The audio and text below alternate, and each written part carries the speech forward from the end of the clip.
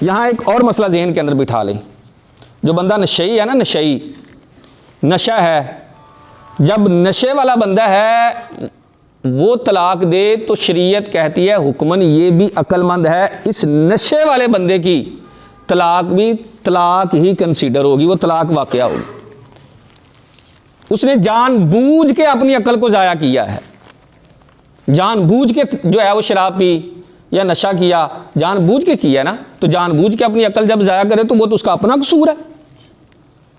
किसी और तरीके से उसकी अकल ज़ाया हो जाए तो पागल जो है उसकी तलाक जो है वो मुतसव्विर नहीं की जाती भाई।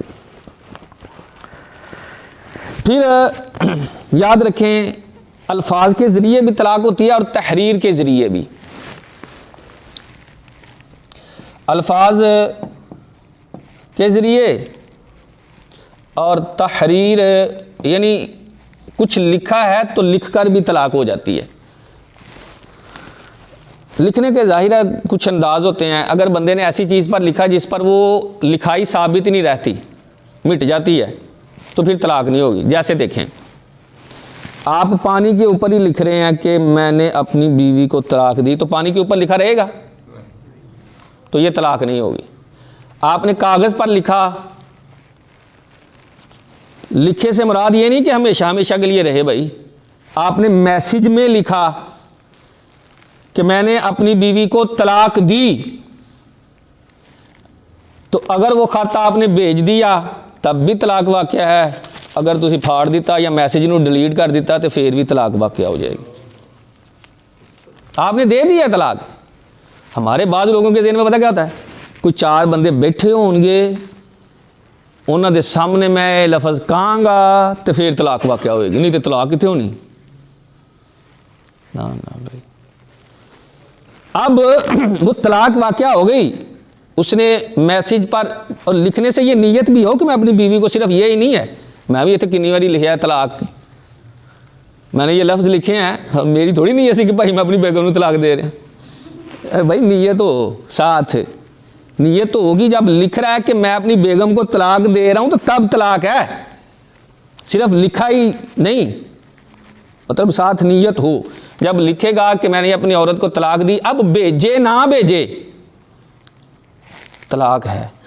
इसी तरह कोई पढ़े लिखे नहीं होते, वो चले जाते हैं किसी के पास, यारा लिख दे मेरे को कि मैंने अपनी बीवी को तलाक दी, उसने इकरार कर लिया, अब वो लिखे ना लिखे औरत को तलाक हो गई, उसने इकरार कर लिया है। इकरार करने का नाम ही तलाक है भाई, तलाक हो जाती है। तो ये उसने गोया के तहरीर के ज़रिए तलाक दे दी। अल्फाज जो ना याद रखें दो तरह के होते हैं, अल्फाज दो तरह के, एक होते हैं सरी, एक होते हैं किनाया। सरी अल्फाज क्या हैं, जो उमूमी तौर पर तलाक के अंदर इस्तेमाल होते हैं, वो सरी अल्फाज हैं।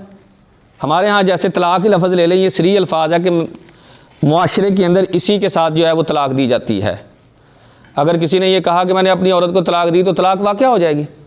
और किनाया अल्फाज क्या हैं, या तू मेरे वालों फारग है, आज तो तेरा तो मेरा पर्दा है, अपनी माँ घर चले जा, इतने तेरे लिए जगह नहीं है।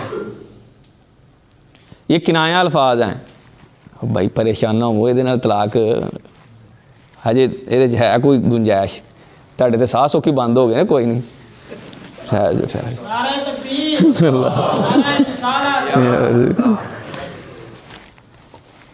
भाई अगर उन अल्फाज के अंदर ये तलाक की नीयत करेगा तो तब तलाक होगी। या तू फारग है, ज़हन के अंदर ये है कि मैंने इनके ज़रिए तलाक दी, तो फिर तलाक है। अगर इसमें नीयत नहीं की तो फिर तलाक नहीं है। नीयत करे ज़हन के अंदर कि मैं इन अल्फाज के ज़रिए इसे तलाक दे रहा हूँ, तो फिर तलाक वाक़या हो जाएगी, जो किनाया अल्फाज हैं। तो जो सरी हैं उसके अंदर वो नीयत करे ना करे, कहे जी मेरी नीयत ही नहीं सी, मैं लफ्ज़ समझी बोला मैंने तुम्हें तलाक दी, कोई बात नहीं, तस्लीम की जाएगी, तलाक वाक़या हो जाएगी।